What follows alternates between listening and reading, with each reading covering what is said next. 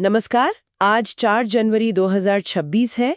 आज की चर्चा एक बहुत ही दिलचस्प विचार के साथ शुरू करते हैं। अक्सर एक राष्ट्र का सबसे बड़ा अभिमान ही उसके सबसे बड़े संकट का कारण बनता है, और ये बात आज इसलिए क्योंकि हम 2026 की शुरुआत में चीन की रणनीतिक स्थिति पर एक गहरी नज़र डालने वाले हैं।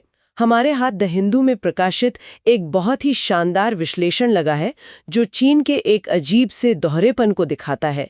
एक तरफ है उसकी आर्थिक चुनौतियां और दूसरी तरफ उसका जबरदस्त आत्मविश्वास। हम ये समझने की कोशिश करेंगे कि ये उलझी हुई तस्वीर खासकर अमेरिका की बदलती नीति के साथ भारत के लिए क्या मायने रखती है। ये चर्चा उन सभी के लिए बहुत महत्वपूर्ण है जो अंतर्राष्ट्रीय संबंधों, सुरक्षा और अर्थव्यवस्था जैसे विषयों को गहराई से समझना चाहते हैं, खासकर यूपीएससी की तैयारी करने वाले। तो चलिए इस पहेली की परतें खोलते हैं कि चीन के अंदर और बाहर आखिर चल क्या रहा है। तो सबसे पहली और कह सकते हैं सबसे हैरान करने वाली बात यही है चीन का ये विरोधाभास। एक तरफ हम सुनते हैं कि उसकी आर्थिक व्यवस्था में सब कुछ ठीक नहीं चल रहा, प्रॉपर्टी मार्केट संकट में है, लोग खर्च नहीं कर रहे हैं, और दूसरी तरफ विश्व मंच पर चीन का जो आत्मविश्वास है वो देखने लायक है, जैसे उसे कोई रोक ही नहीं सकता। ये दो अलग अलग तस्वीरें एक साथ कैसे मौजूद हैं? ये सवाल आज की चर्चा का केंद्र है। और देखिए, ये बदलाव बहुत तेजी से आया है। अगर हम सिर्फ 2024 के अंत की बात करें तो चीनी रणनीतिकारों में एक तरह की घबराहट थी।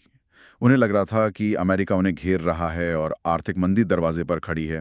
लेकिन 2025 के मध्य तक आते आते ये घबराहट एक अजीब से अहंकार में बदल गई। अहंकार?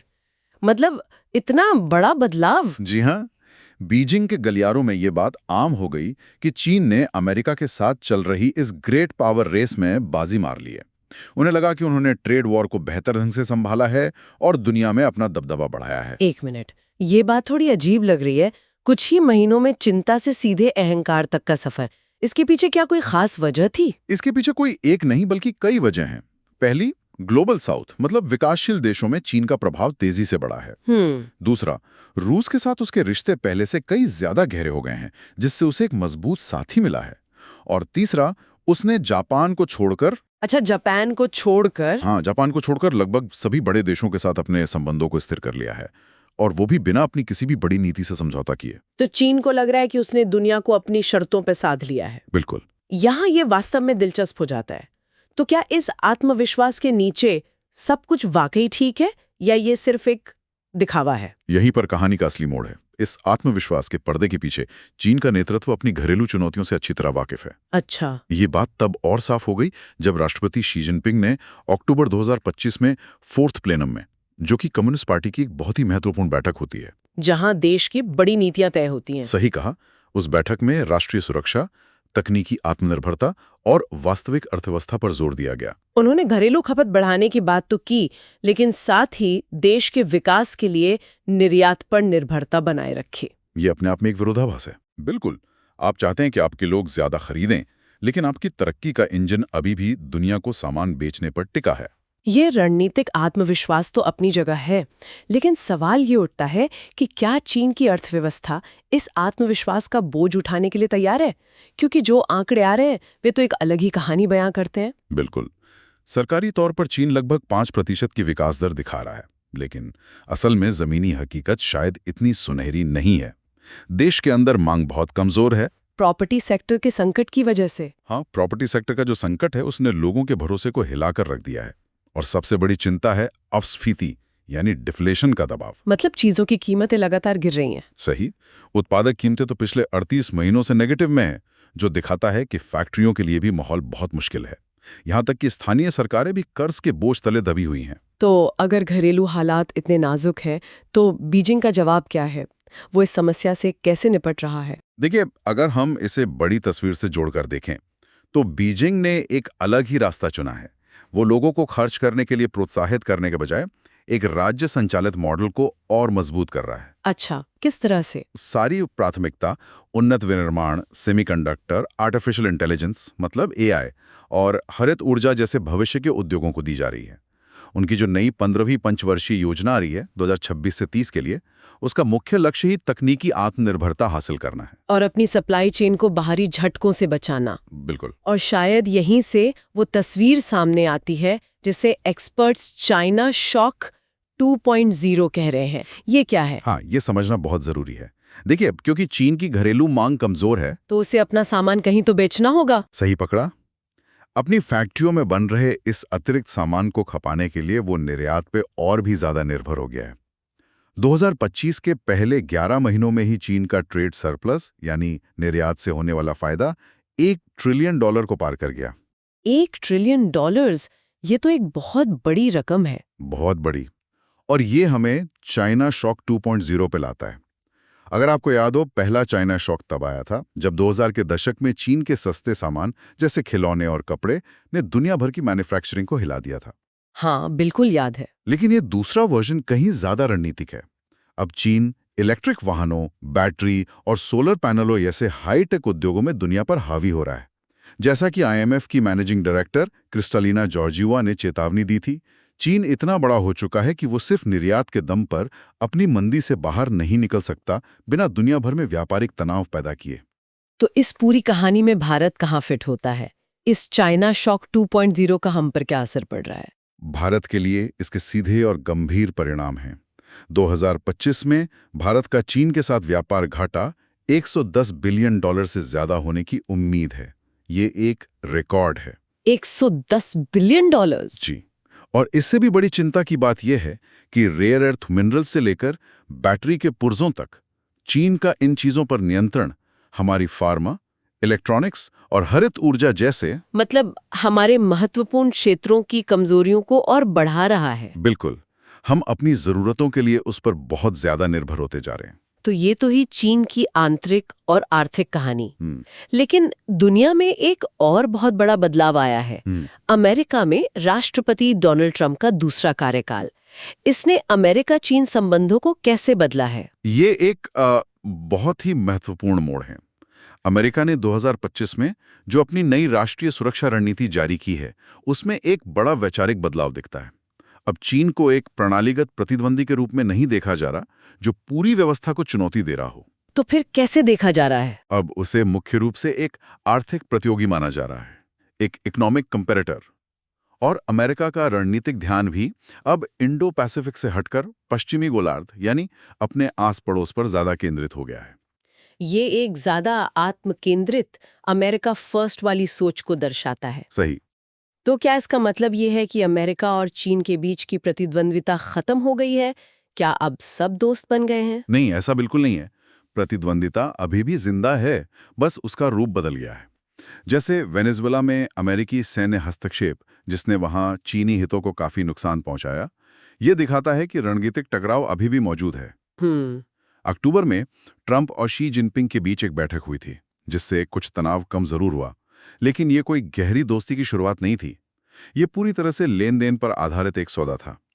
किसी G2 यानी दुनिया को चलाने वाली दो महाशक्तियों के गठबंधन की दिशा में कोई कदम नहीं। आपने एक दिलचस्प शब्द इस्तेमाल किया, G2, और सोर्स में G2 ओवरले की धारणा का भी जिक्र है।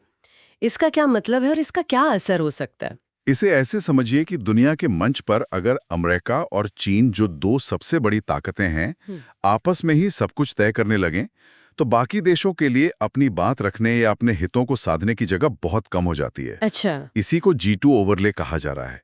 भले ही वे औपचारिक रूप से साथ न हो, लेकिन अगर दुनिया को ये लगने लगे कि बड़े फैसले इन्हीं दोनों के बीच हो रहे हैं, तो ये भारत जैसे देशों के लिए विकल्पों को सीमित कर सकता है। बिल्कुल, विकल्पों को सीमित कर सकता है, जो एक बहुध्रुवीय दुनिया चाहते हैं। तो फिर से वही सवाल, अगर अमेरिका और चीन अपनी दुनिया में व्यस्त हैं, तो इसका सीधा असर भारत पर क्या पड़ेगा? भारत के लिए स्थिति थोड़ी चिंताजनक हो गई है। पिछले कुछ सालों में भारत अमेरिका साझेदारी का जो एक सुनहरा दौर चल रहा था, उस पर अब व्यापार, रूस और पाकिस्तान जैसे मुद्दों पर मतभेदों के बादल मंडराने लगे हैं। मतलब वो पुरानी गर्मजोशी अब नहीं रही? उतरी नहीं। अमेरिका आज भी ये तो चाहता है कि एशिया में चीन का दबदबा ना बढ़े, लेकिन अब वो इसके लिए भारत के साथ संबंधों को प्राथमिकता देने में पहले जितनी दिलचस्पी नहीं दिखा रहा। उसका ध्यान अब बदल गया है। और चीन इस बदली हुई स्थिति को कैसे देख रहा है? भारत को लेकर उसका नजरिया क्या है? यहीं पर भारत के लिए एक और चुनौती है। चीनी रणनीतिकार अब ये तर्क दे रहे हैं कि भारत जो चीन के साथ संबंधों को स्थिर करने की कोशिश कर रहा है, हाँ। वो इसलिए है क्योंकि अमेरिका के साथ उसके अपने संबंध तनावपूर्ण हो गए हैं। ओह अच्छा, मतलब वो इसे भारत की मजबूरी की तरह देख रहे हैं, ना कि एक रणनीतिक कदम की तरह। एकदम सही। यह दोहरी धारणा चीन को भारत की चिंताओं, खासकर सीमा विवाद को लेकर कोई भी रियायत देने के लिए और भी कम इच्छुक बनाती है। चीन की रणनीति बाकी दुनिया के साथ कैसी दिख रही है? क्या वो हर जगह यही रुख अपना रहा है? नहीं, उसकी रणनीति अलग अलग जगहों के लिए अलग है। यूरोप के साथ उसने कड़ा रुख अपनाया हुआ है, लेकिन ग्लोबल साउथ में शी जिनपिंग चीन को एक नेता और एक भरोसेमंद भागीदार के रूप में पेश कर रहे हैं। बेल्ट एंड रोड इनिशिएटिव और ब्रिक्स के जरिए। हाँ, BRI, AIIB और ब्रिक्स के विस्तार के जरिए वो एक ऐसा ढांचा बना रहे हैं जिसका केंद्र चीन हो। हालांकि कई देश चीन पर आर्थिक निर्भरता से अपनी स्वायत्तता खोने को लेकर सतर्क भी हो रहे हैं। और दक्षिण एशिया। जहां तक दक्षिण एशिया का सवाल है, चीन उसे अपना रणनीतिक आंगन मानता है और हिंद महासागर में अपनी नौसेना की मौजूदगी को सामान्य बनाने की 2 महासागर रणनीति पर काम कर रहा है। अब सीधे तौर पर भारत चीन संबंधों पर आते हैं। सीमा पर क्या स्थिति है? 2025 में क्या कोई प्रगति हुई? 2025 में संबंधों में एक सतर्क स्थिरीकरण तो दिखा, लेकिन जो असल मुद्दे हैं उन पर कोई ठोस प्रगति नहीं हुई। सीमा पर स्थिति को सबसे अच्छे से ऐसे बयां किया जा सकता है, स्थिर है लेकिन सामान्य नहीं है। स्थिर है लेकिन सामान्य नहीं है। जी। सैनिकों को पीछे हटाने यानी डिसएंगेजमेंट के बाद तनाव कम करने, डी एस्केलेशन की प्रक्रिया आगे नहीं बढ़ी है। जो बफर जोन बनाए गए हैं उन्होंने एक तरह से भारत के गश्त और चराई के अधिकारों को सीमित कर दिया है। और अगर ये स्थिति स्थायी हो जाती है तो यह चीन के ग्रे जोन प्लेबुक की एक और जीत होगी। ये ग्रे जोन प्लेबुक क्या है? इसे सरल शब्दों में कैसे समझ सकते हैं? ग्रे जोन का मतलब है ऐसी कार्रवाइयां करना जो युद्ध की श्रेणी में तो नहीं आती, लेकिन शांति भी नहीं रहने देती हैं। ये एक ऐसी धुंधली जगह है जहां आप बिना सीधी लड़ाई लड़े धीरे धीरे जमीनी हकीकत को अपने पक्ष में बदलते जाते हैं। जैसे कहीं पर एक छोटा सा निर्माण कर लेना या किसी इलाके में अपनी गश्त बढ़ा देना। बिल्कुल। या बफर जोन बनाकर दूसरे पक्ष की पहुंच को सीमित कर देना। ये चीन की एक आजमाई हुई रणनीति है। और चीन की तरफ से कुछ और भी नकारात्मक संकेत मिले हैं क्या? हाँ, कई हैं। जैसे पाकिस्तान के साथ उनका ऑपरेशन सिंदूर नाम का सैन्य अभ्यास, जो उनके गहरे होते रक्षा संबंधों को दिखाता है। हाँ, फिर तिब्बत में भारतीय सीमा के पास एक विशाल जल विद्युत परियोजना पर काम चल रहा है जो पानी को लेकर चिंताएं पैदा करता है। उन्होंने रेयर अर्थ मैग्नेट के निर्यात से इनकार किया है और अरुणाचल प्रदेश पर बार बार अपने क्षेत्रीय दावे जताना तो जारी ही है। ये सब दिखाता है कि चीन का इरादा नरम नहीं पड़ा है। तो इसका कुल मिलाकर क्या मतलब है? इस पूरी जटिल परिस्थिति को देखते हुए स्रोत के अनुसार भारत को आखिर करना क्या चाहिए? आगे की राह क्या है? देखिए, विश्लेषण ये साफ करता है कि चीन अपनी मौजूदा रणनीति पर कायम रहेगा। वो अमेरिका के साथ एक प्रबंधित प्रतिस्पर्धा चाहेगा, ग्लोबल साउथ में अपनी पैठ बढ़ाता रहेगा और सीमा पर धीरे धीरे अपनी स्थिति को मजबूत करता रहेगा। सही। ऐसे में नई दिल्ली के लिए 2 तरफा रणनीति अपनाने की सलाह है। पहला, तत्काल जोखिमों को कम करने के लिए कैलिब्रेटेड एंगेजमेंट यानी बहुत नपी-तुली बातचीत जारी रखनी होगी, और दूसरा, जो कि ज्यादा महत्वपूर्ण है, अपनी असममित प्रतिरोधक क्षमता और घरेलू तकनीकी क्षमताओं को तेजी से मजबूत करना होगा। असममित प्रतिरोधक क्षमता, ये एक भारी शब्द है। इसका असल में क्या मतलब है? इसका मतलब है कि भारत को चीन के साथ सीधे सैन्य ताकत में बराबरी करने के बजाय ऐसे क्षेत्रों में अपनी क्षमताएं बढ़ानी होंगी जहां वो कम लागत में चीन को ज्यादा नुकसान पहुंचा सके। अच्छा, जैसे साइबर वॉरफेयर। बिल्कुल। साइबर युद्ध, अंतरिक्ष में उसकी संपत्ति को निशाना बनाने की क्षमता या कुछ खास मिसाइल टेक्नोलॉजी, इसे ही असममित प्रतिरोधक क्षमता कहते हैं। और बाहरी संतुलन, मतलब दूसरे देशों के साथ साझेदारी जैसे क्वाड, उसका क्या? वो आज भी प्रासंगिक है, लेकिन इस नए दौर में जहां अमेरिका चीन के बीच एक तरह का तालमेल दिख रहा है, उसकी विश्वसनीयता का बहुत सावधानी से मूल्यांकन करना होगा। हम पूरी तरह से उस पर निर्भर नहीं रह सकते। नहीं। अंत में ये भारत के लिए एक लंबी दौड़ है।